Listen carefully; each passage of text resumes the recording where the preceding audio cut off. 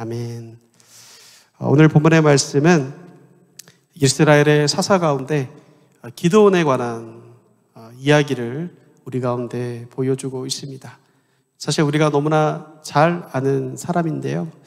기드온의 이야기를 통하여서 하나님께서 우리 가운데 주시는 교훈이 무엇인지를 이 시간에 나누어 보기를 원합니다.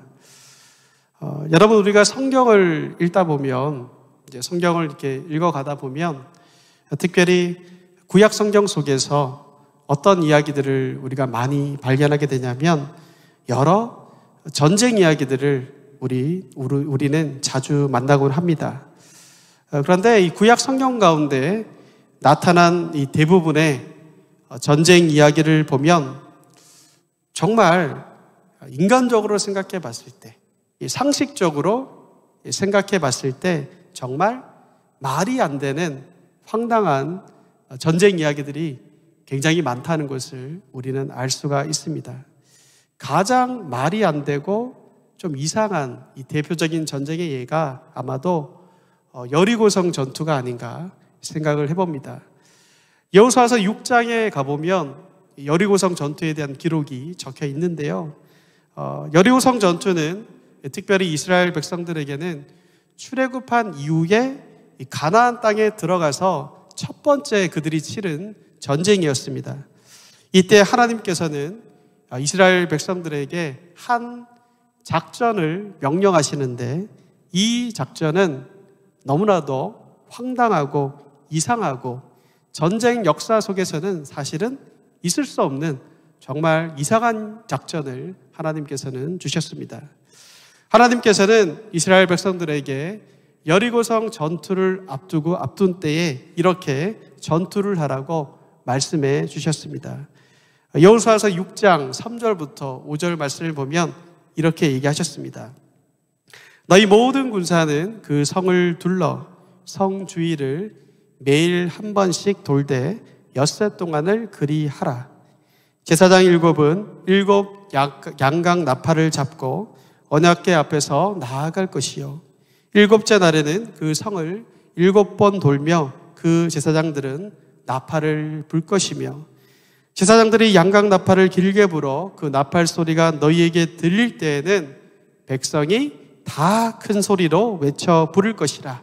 그리하면 뭐라고 적혀 있죠? 그 성벽이 무너져 내리리니 백성은 각기 앞으로 올라갈지니라 하시매 라고 얘기합니다. 우리는 성경을 어릴 적부터 그리고 오래전부터 접해왔기 때문에 이러한 명령이 이상하게 여겨지지 않습니다. 당연한 것이다 라고 생각할 수도 있습니다. 그러나 여러분, 만약에 우리가 성경을 처음 본다라고 생각을 하고, 만약에 우리가 교회에 처음 나온다라고 생각을 한 다음에 이 본문을 만약에 읽는다면 대부분의 사람은 이렇게 말할 겁니다. 어이가 없다. 어떻게 이렇게 해서 이길 수가 있느냐라고 대부분의 사람들은 말할 겁니다. 사실 말이 안 되는 이야기입니다. 간단히 정리해 보면 이런 거거든요. 6일 동안은, 너희가 6일 동안은 하루에 한 바퀴씩 마치 산보를 하는 것처럼, 산책을 하는 것처럼 여리고성을 하루에 한 바퀴씩 6일 동안 돌으라고 얘기하고 있습니다. 그리고 7일째 되는 날은 조금 다르죠. 한 바퀴가 아니라 7바퀴를 돌아야 된다라고 얘기합니다. 그리고 7바퀴를 돌 때 나팔을 부르라고 얘기합니다.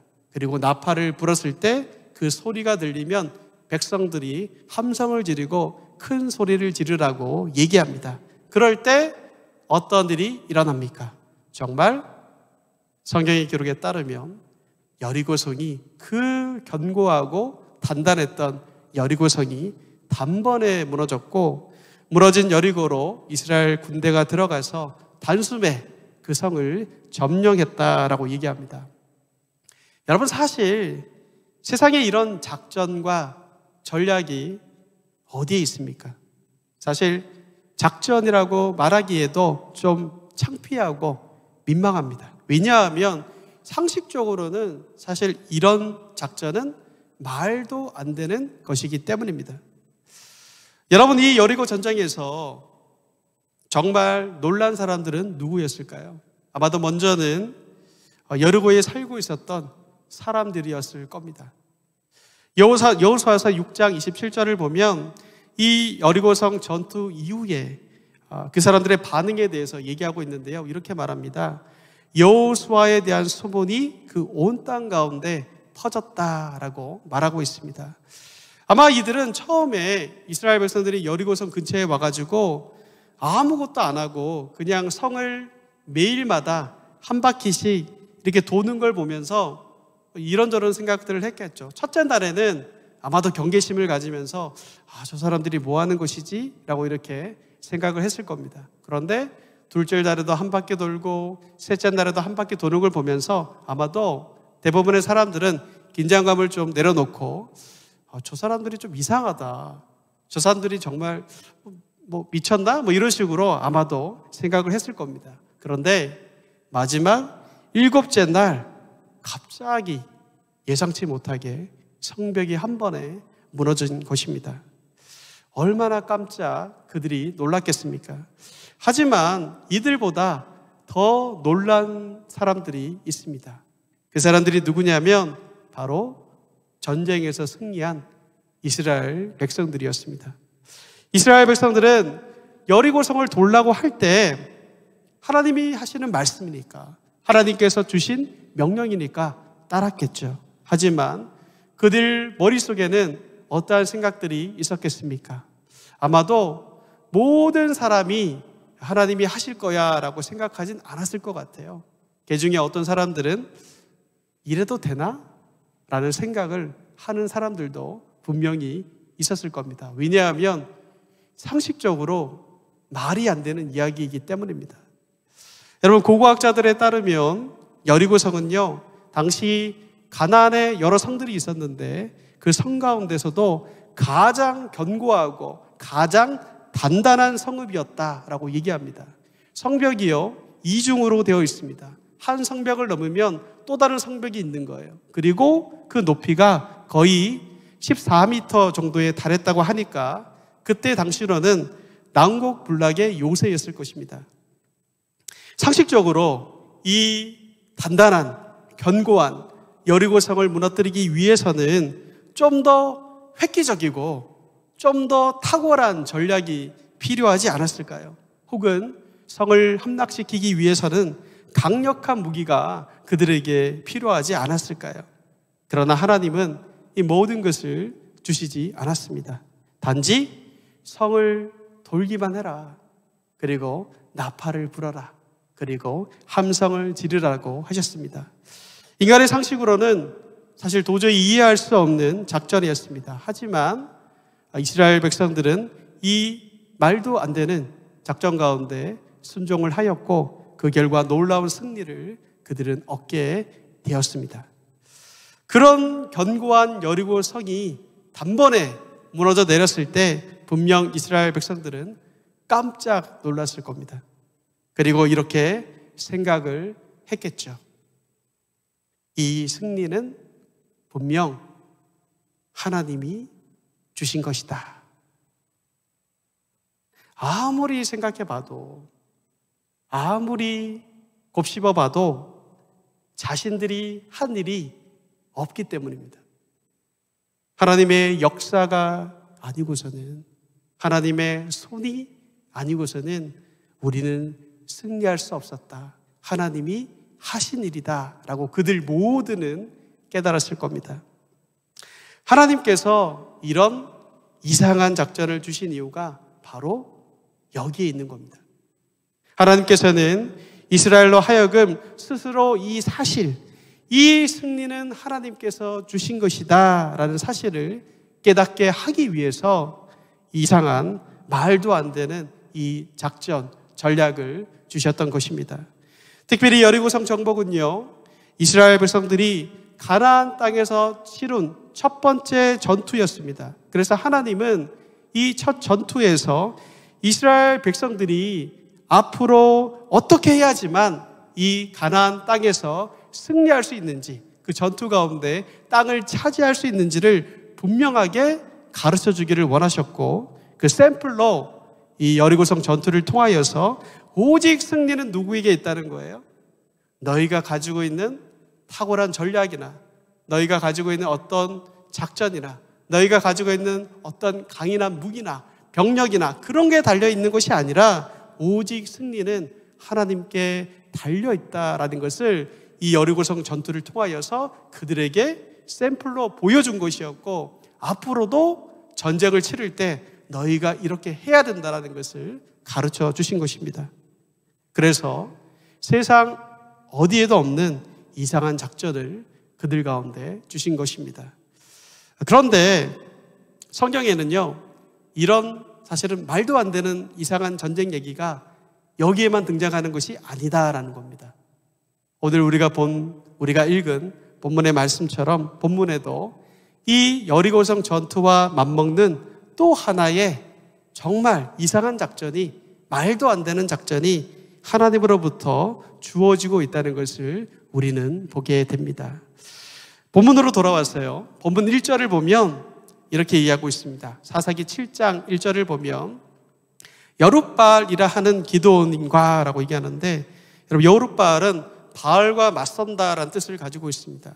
기드온과 그를 따르는 모든 백성이 일찍 일어나 하롯셈 곁에 진을 쳤고 미디안 진영은 그들의 북쪽이요 모레산 앞 골짜기에 있었더라 라고 얘기합니다. 여러분 머릿속에 이 장면을 한번 그려보시면 좋을 것 같아요. 지금 기드온과 이스라엘 백성들이 미디안 군대와 맞서서 전쟁을 치르기 직전이죠. 서로 대치를 하면서 서로 진을 치고 있는 것입니다. 이제 시간이 조금만 지나면 서로 간에 전쟁이 언제든지 일어날 수 있는 그런 일촉즉발의 긴장감이 넘치는 그런 상황 가운데 그들이 지금 있습니다. 본문 전장인 이 사사기 6장을 보면요, 미디안 족속이, 이방 족속이 어떻게 이스라엘을 괴롭히게 되었는지에 대한 이야기들이 나오고 있는데요. 사사기에 나오는 일관된 패턴과 동일하게 이스라엘 백성들이 하나님을 떠나가지고 죄를 짓자 하나님께서 친히 미디안의 손에 이스라엘을 넘기셨던 것을 우리는 보게 됩니다. 사사기 6장 4절부터 5절을 보시면 그때 이 미디안 사람들이 성경 말씀에 따르면 마치 메뚜기처럼 쳐들어왔다라고 얘기해요. 메뚜기처럼 쳐들어왔다라고 얘기하는데, 특별히 그들은 이스라엘 백성들의 모든 식량을 다 약탈해 갔습니다. 그 결과 이스라엘 백성들은 큰 궁핍감과 굶주림 가운데 그들은 놓여 있었습니다. 그때의 이스라엘 백성들이 한 것이 무엇이었습니까? 다시 하나님께 돌아가서 부르짖습니다. 사사기 6장 6절을 보면 이렇게 얘기합니다. 이스라엘이 미디안으로 말미암아 궁핍함이 심한지라 이에 이스라엘 자손이 여호와께 부르짖었더라 라고 얘기합니다. 하나님을 멀리 떠나가지고 하나님의 심판을 당했는데 그 심판이 이방 족속을 통하여서 하나님이 이스라엘을 심판을 하신 거죠. 그 심판 가운데 고통을 느끼고 아파하고 힘들어하다가 드디어 그들이 다시 돌이켜가지고 하나님을 찾은 것입니다. 바로 그때에 이스라엘이 하나님께 부르짖었을 때에 하나님은 한 사사를 세워주시는데 그 사사가 바로 본문의 기드온입니다. 하나님은 이 기드온을 통하여서 미디안으로부터 이스라엘을 구원하고자 하셨고 7장 1절에서 우리가 지금 보는 것처럼 기드온은 그를 따르는 군사들과 미디안 진영과 대치하는 가운데 하롯셈 곁에 진을 치고 있는 상태였습니다. 자, 이제 해야 되는 게 뭐죠? 적군인 미디안과 전쟁을 해야 됩니다. 이겨야 되는 것이죠. 그런데 하나님은 이때에 전쟁을 이제 막 치르려고 하는, 싸우려고 하는 긴장감이 넘치는 이러한 상황 가운데 하나님은 사사 기드온에게 이상한 작전을, 이상한 명령을 내리십니다. 2절 상반절을 보면 이렇게 얘기합니다. 여호와께서 기드온에게 이르시되, 뭐라고 얘기하셨죠? 너를 따르는 백성이 너무 많다. 너 옆에 군대가 있는데, 너를 따르는 이스라엘의 군대가 있는데 그 숫자가 너무 많다라고 얘기합니다.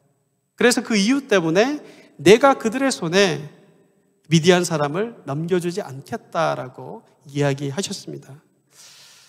이 말씀만 보면 지금 기드온에게 있는 군사가 기드온 옆에 붙어있는 이스라엘 백성들이 정말 많구나라고 우리가 오해하고 그렇게 생각할지도 모르겠습니다.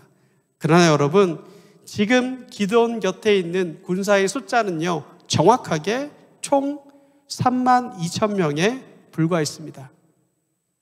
3절에 보시면 이렇게 얘기하거든요. 이제 너는 백성의 귀에 외쳐 이르기를 누구든지 두려워 떠는 자는 길르앗산을 떠나 돌아가라 하라 하시니 이에 돌아간 백성이 22,000명이요 남은 자가 10,000명이었더라 라고 얘기합니다. 여기에서 우리는 총 군대의 숫자가 32,000명이라는 걸 알 수가 있는 거예요. 두려워서 집으로 돌아간 백성의 숫자가 22,000명이었고 남은 자가 10,000명이었으니까 원래 군대의 숫자는 총 32,000명이 되는 것이죠. 32,000명이면 많다라고 우리가 생각할 수도 있을 것 같아요. 그렇죠? 많은 숫자예요, 실제로. 그렇죠? 그러나 여러분, 이 숫자는 미디안의 군대의 숫자와 비교해서는 정말 적은 숫자였습니다. 왜냐하면 지금 이스라엘과 전쟁을 하려는 미디안 군인의 숫자는요, 어마어마했기 때문입니다. 사사기 8장 10절을 가보시면 이제 전쟁을 치르거든요. 그 전쟁 가운데 미디안이 패하게 되는데 그때 미디안의 군대가 몇 명이었는지 우리는 알 수 있게 돼요. 거기 보면 칼 든 자 12만 명이 죽었고 12만 명이 죽었고 그 남은 15,000명 가량이 거기에 있었다라는 말씀이 나옵니다. 지금 숫자가 계속 나오니까 이런 머릿속이 굉장히 복잡하실 것 같은데 간단히 계산해 보면 미디안 군대의 숫자는 총 몇 명이냐면 약 13만 5천 명이라는 거예요. 13만 5천 명. 한번 비교를 해보겠습니다, 여러분. 13만 5천 명의 미디안 군대가 있습니다. 그런데 이스라엘의 원래 군대 숫자는 몇 명이라고요? 3만 2천 명이 있습니다. 이스라엘 군대의 숫자는 거의 미디안 군대의 수의 4분의 1에 불과합니다. 다른 말로 하면 미디안 군대의 숫자가 이스라엘보다 4배 정도가 더 많은 겁니다. 여러분, 고대 시대 전쟁에서는요, 전쟁의 승패는 무기의 탁월성, 어떤 전략의 탁월성보다요, 머릿수가 많은 게 장땡입니다. 머릿수가 많으면 이길 가능성이 굉장히 높았거든요. 그렇기 때문에 기드온은 전쟁을 위해서 이 32,000명의 이스라엘 백성들이 모였을 때 아마도 하나님께 이렇게 간절히 구했을 것 같습니다. 하나님, 제가 눈으로 보아도 저희 군대가 미디안 군대의 숫자보다 너무 작습니다.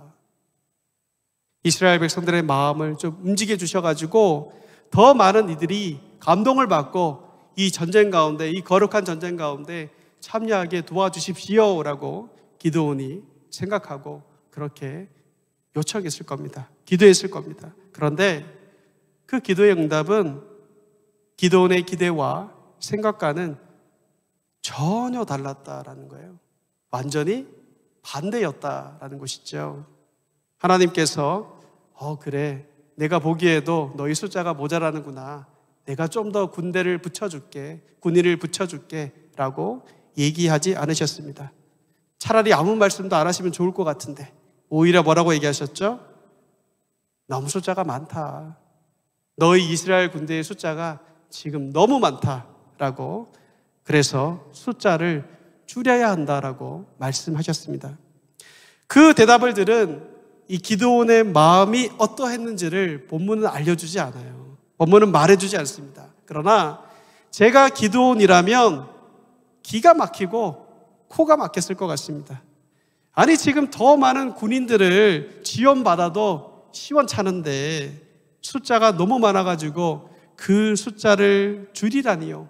너무 하시는 거 아닙니까? 정말 말이 안 되는 건 아닙니까? 라는 그 생각이 그 가운데 조금은 있었을 거라고 생각이 듭니다. 그러나 기드온은 하나님의 그 명령 앞에서 순종했습니다.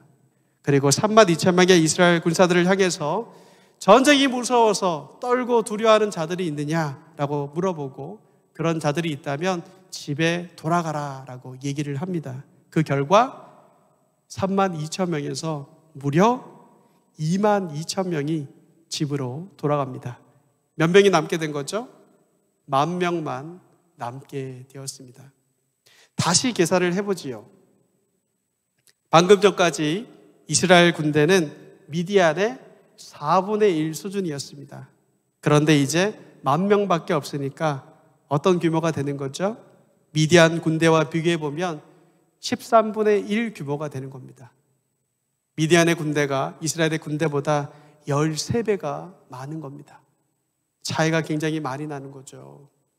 그런데 문제는 이런 기가 막힌 명령이 여기서 끝나지 않는다라는 겁니다. 하나님은 4절에서 이렇게 말씀하셨습니다. 여호와께서 또 기드온에게 이르시되 또 말씀하신 거예요. 백성이 아직도 많다. 아직도 많으니 그들을 인도하여 물가로 내려가라. 거기서 내가 너를 위하여 그들을 시험하리라. 내가 누구를 가리켜 내게 이르기를 이 사람이 너와 함께 가리라 하면 그는 너와 함께 갈 것이고 내가 누구를 가리켜 내게 이르기를 이 사람은 너와 함께 가지 말 것이니라 하면 그는 가지 말 것이니라 하신지라 라고 얘기합니다. 하나님은 지금 숫자가 너무 많다라고 얘기하시면서 1만 명이 너무 많다라고 얘기한 거예요. 그러면서 숫자를 더 줄이기 원하는데 어떤 테스트를 통하여서 내가 줄여주겠다라고 지금 얘기하고 있는 것입니다.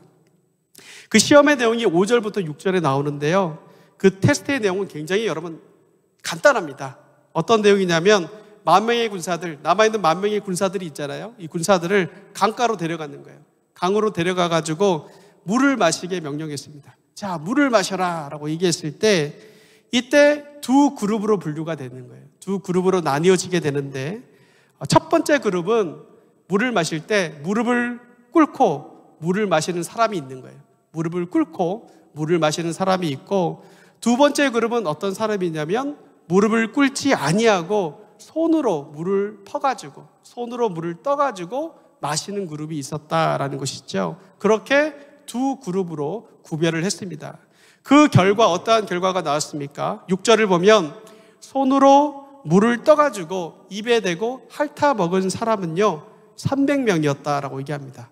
그리고 반대로 무릎을 꿇고 물을 그냥 벌컥벌컥 마시는 사람은 9,700명이었다라고 얘기합니다. 그런데 하나님께서 그 상황 가운데 이렇게 말씀하셨습니다. 9,700명을 데리고 가라 그러면 좀 더 나았을 것 같은데 하나님은 더 적은 숫자를 택하시죠. 무릎을 꿇지 않고 물을 마신, 손으로 물을 떠서 마신 그 300명이 너와 함께 전쟁에 나갈 것이다 라고 얘기합니다. 여러분 32,000명의 군사였잖아요. 10,000명으로 줄었습니다. 10,000명에서 이제는 몇 명으로 준 거예요? 고작 300명으로 줄었습니다. 무려 이스라엘의 군대가 미디안 군대와 비교해보면 그 숫자가 처음에는 4분의 1이었거든요. 근데 이제는 100분의 1로 줄었습니다. 미디안의 군대가 이스라엘의 군대보다 100배 더 많은 거예요. 이 선택에서 어떤 분들은, 어떤 설교자들은 하나님께서 이 300명을 뽑으실 때 아무나 뽑은 게 아니다. 하나님은 다 생각이 있으시다. 이렇게 얘기해요. 그러면서 무릎을 꿇지 않았다라는 것은 주의를 살피고 경계를 잘한 행동이기 때문에 그 32,000명 중에서도 최고로 강하고 최고로 똑똑하고 가장 훈련이 잘 된 300명의 그 정예 용사들, 정말 그런 멋진 용사들을 하나님께서 뽑은 것이다 라고 말씀하시는 설교자들도 있습니다. 그러나 여러분, 사실 이러한 주장은 큰 타당한 근거가 없습니다. 왜냐하면 여기서 하나님께서 이러한 명령을 하신 목적은 어디 있냐면 정말 강한 용사를 뽑는 데 목적이 있는 게 아니었거든요. 그냥 숫자를 줄이는 데 목적이 있기 때문입니다. 그렇다면 궁금합니다. 왜 하나님께서는 이렇게 군사를 계속 줄여가지고 말도 안 되는 숫자 300명을 기드온에게 남겨주셨던 것일까요? 13만 5천 명과 300명은 차이가 너무 크잖아요. 그렇죠? 너무 커요. 상식적으로 생각해봐도 아무리 머리를 굴려보고 이 주판을 두들겨봐도 300명의 숫자로는 이 거대한 미디안의 족속을 도저히 이길 수가 없습니다. 방법이 없습니다. 그런데 여러분, 하나님은 바로 그 이유 때문에 이렇게 숫자를 줄이신 것입니다. 2절 말씀 전체를 보겠습니다. 아까는 앞부분만 읽었는데 2절 말씀 전체를 보면 이렇게 나와요. 여호와께서 기드온에게 이르시되 너를 따르는 백성이 너무 많은즉 내가 그들의 손에 미디안 사람을 넘겨주지 아니하리니. 이유가 분명히 나와요. 이는 이스라엘이 나를 거슬러 스스로 자랑하기를 내 손이 나를 구원하였다 할까 함이니라 라고 얘기합니다. 하나님께서 왜 병력을 줄이라고 하셨습니까? 이는 이스라엘이 스스로 자랑하기를 내 손이 나를 구원하였다 하지 못하게 하기 위해서였다라는 겁니다. 곧 이스라엘이 이제 미디안과 전쟁을 하여 승리를 할 텐데 그것이 오직 너희의 힘으로 된 것이 아니요, 너희의 능력으로 된 것도 아니요, 너희의 무기 때문에 된 것도 아니요, 오직 하나님께서 너희를 도우셨기 때문에 이 승리가 너희 가운데 있다라는 사실을 알게 하기 위해서 하나님께서 극단적으로 이스라엘 군사의 숫자를 줄이신 것이었습니다. 기드온이나 이스라엘 군사들이나 눈꽃만큼의 자랑도 그들 가운데 없게 하기 위해서 이렇게 했다라는 것입니다. 하나님은 이것을 통하여서 이스라엘 백성들이 분명히 깨닫기를 바라셨던 것입니다. 그게 뭐냐면 하나님만이 어떻습니까? 너희 가운데 승리를 주실 수 있는 분이며 승리를 주실 수 있으며 하나님만이 이스라엘을 지키실 수 있다라는 것입니다. 이스라엘 백성들이 복된 삶을 살 수 있는 비결, 승리의 삶을 살 수 있었던 비결은 그들이 가지고 있는 어떤 지혜나 소유나 힘에 있는 것이 아닙니다. 비록 그들이 300명의 군사처럼 보잘것없고 연약하다 할지라도 하나님만을 의지하고 하나님이 그들 가운데 함께 계시면 하나님께서 그들을 복되게 하시고 보호하시고 승리를 주신다는 것입니다. 여러분, 이것은 먼 옛날 이스라엘 백성들 가운데 나오는 역사의 한 이야기인 것 같지만 사실은 우리의 삶에서도 고스란히 적용되어지는 동일한 이야기입니다. 우리는 이 세상을 살아가면서 어디에 많이 집중을 하냐면 내가 가진 것에 굉장히 많이 집중을 합니다. 내가 소유한 것, 나의 능력, 나의 지혜를 바라보고 끊임없이 우리가 노력하는 게 뭐냐면 그것들을 좀 더 많이 채워보려고 굉장히 열심을 내고 노력을 합니다. 왜입니까? 그래야지만 전쟁과 같은 세상의 삶에서 내가 승리할 수 있고 이길 수 있다라고 믿고 생각하기 때문입니다. 그러나 여러분, 사실 이 땅에서의 삶에서 정말 중요한 것은요, 우리가 누구냐가 아닙니다. 우리가 무엇을 가지고 있느냐가 아닙니다. 우리가 어떤 것을 소유하고 있느냐가 아닙니다. 우리와 함께 하시는 하나님이 누구신지를 아는 것이 더 중요합니다. 전능하신 하나님께서 역사하신다면 우리의 부족함과 연약함은 아무런 문제가 되지 않기 때문입니다. 하지만 이 이스라엘 백성들을 포함해서 오늘날의 우리들은 이 사실을 제대로 알지 못할 때가 많은 것 같습니다. 그래서 항상 우리가 기도하는 모습을 보면 어떻게 많이 기도하냐면, 저도 마찬가지입니다. 하나님이 아닌 다른 것들을 구하고 다른 것들을 달라고 간구하는 경우가 많습니다.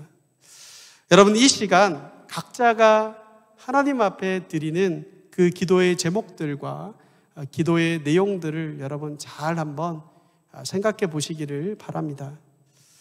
우리의 기도는요, 대부분 하나님 자신을 구하는 기도이기보다 하나님, 우리의 삶 가운데 주님이 주인 되시기 원합니다.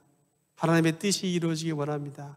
하나님의 나라가 이곳 가운데 임재하기 원합니다 라는 하나님 자신을 구하는 기도보다는요, 하나님으로부터 주어지는 선물을 구하는 기도일 때가 훨씬 더 많습니다.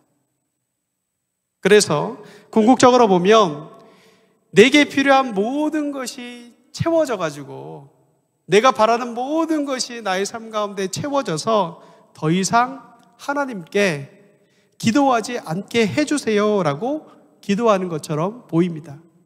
이게 무슨 말이냐면, 우리는 우리의 삶 가운데 우리를 괴롭히는 문제들이 없어지기를 위해서 기도합니다. 그리고 부족한 것이 다 채워지도록 우리는 간구하고 기도합니다.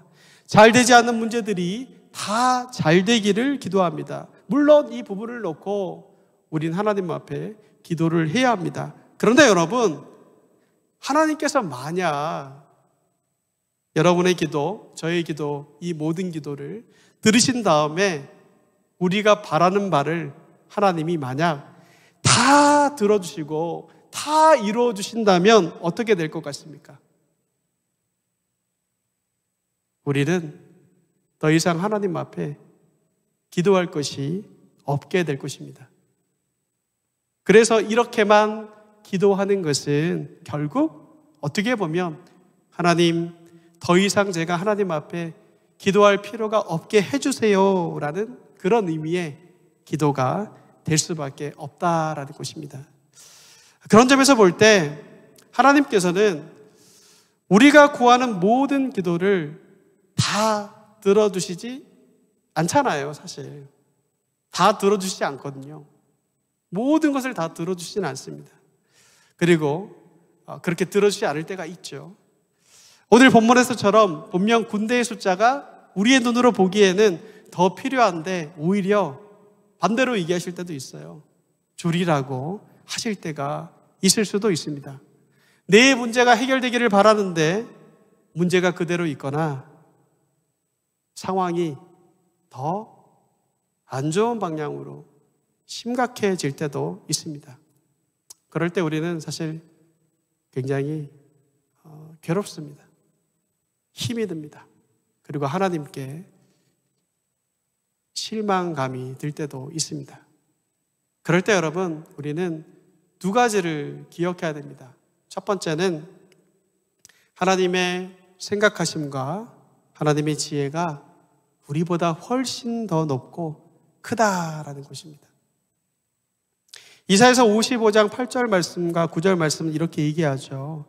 이는 내 생각이 너희의 생각과 다르며 내 길은 너희의 길과 다름이니라. 여호와의 말씀이니라. 이는 하늘이 땅보다 높음같이 내 길은 너희의 길보다 높으며 내 생각은 너희의 생각보다 높음이니라. 아멘. 혹시 여러분의 간구함 가운데 하나님께서 그 내가 구하는 것을 들어주지 아니하시고 반대로 아니면 다른 방식으로 줄이라라고 얘기하는 그런 상황 가운데 있는 분들이 계십니까? 먼저는 하나님은 우리보다 높으시고 그 지혜의 모든 것이 충만하신 분이다라는 사실을 여러분 믿으시기 바랍니다.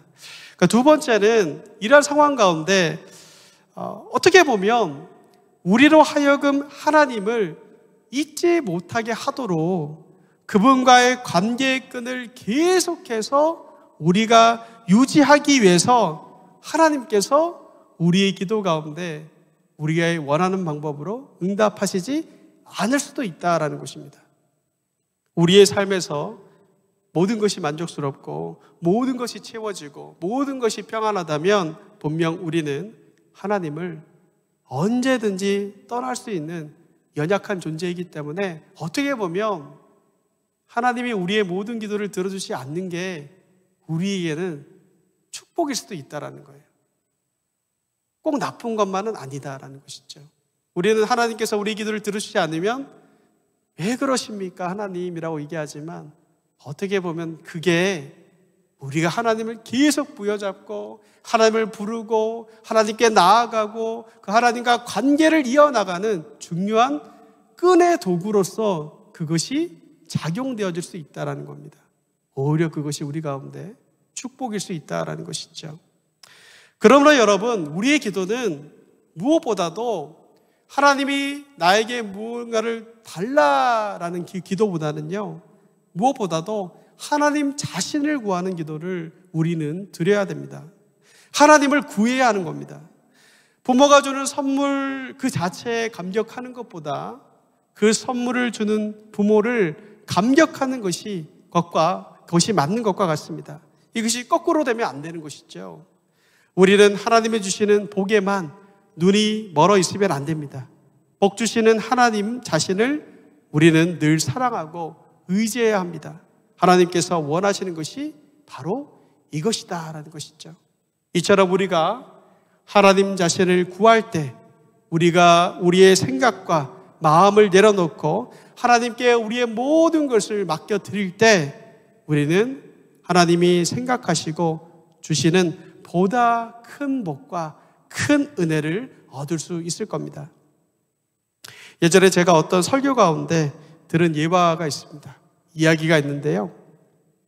어떤 굉장히 밝은 성격을 가진, 유쾌한 성격을 가진 한 아이가 있었다라고 합니다. 그런데 한 아이가 엄마와 함께 어느 날 마침 이 과일을 파는 그 집 앞에 이렇게 지나가고 있었습니다.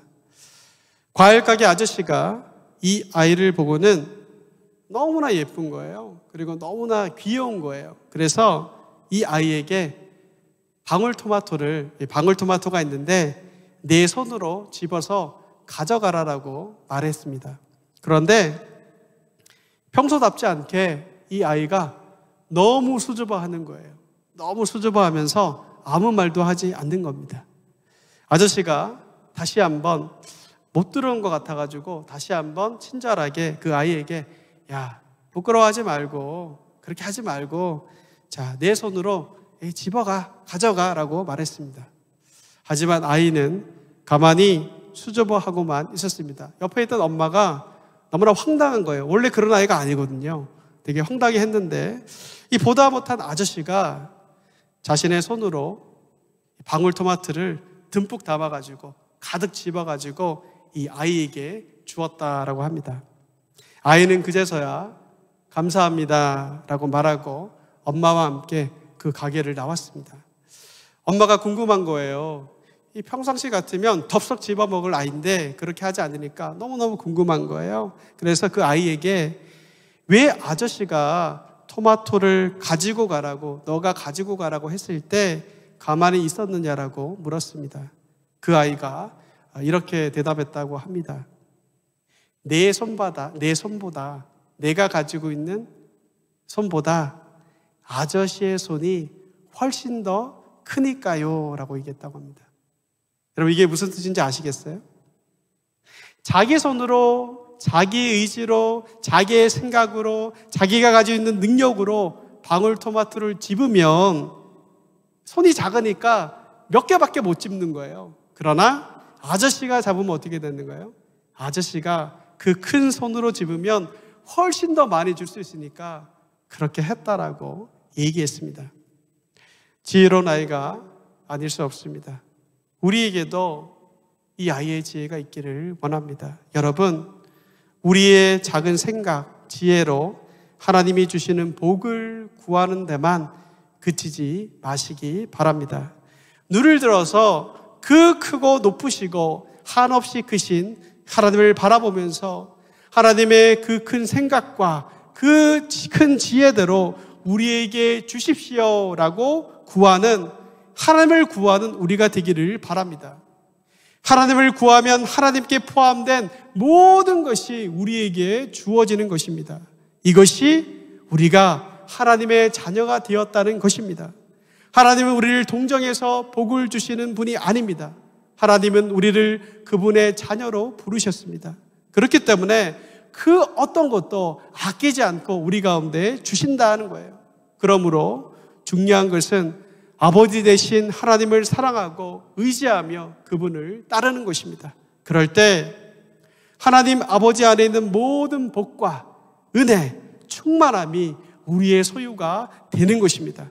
하나님은 그의 백성들이 바로 이것을 알기를 원하십니다. 우리가 가진 보잘것없는 능력, 지혜, 힘을 자랑하지 아니하고 하나님을 자랑하기를 원하십니다. 이를 위해서 하나님은 우리에게 너희가 가진 것이 너무 많다라고 말씀하실 수도 있습니다.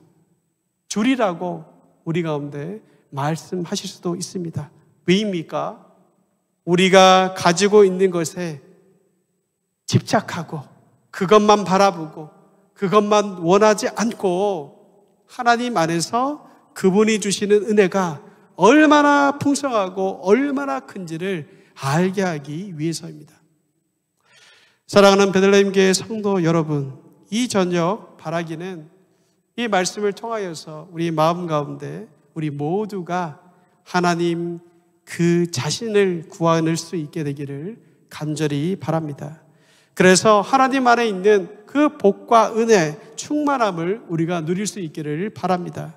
나의 보잘것없는 것을 움켜쥐고 그것을 자랑하는 어리석은 자로 사는 것이 아니라 하나님만을 자랑함으로 하나님이 주시는 풍성함을 늘 누릴 수 있는 우리가 되기를 바랍니다. 그러할 때 우리는 비록 가난하고 연약하고 약하고 부족할지라도 하나님 안에서 부유하고 강한 것을 깨닫고 날마다 하나님의 은혜 가운데 풍성한 삶을 살아가는 우리 모두가 될 수 있을 것입니다.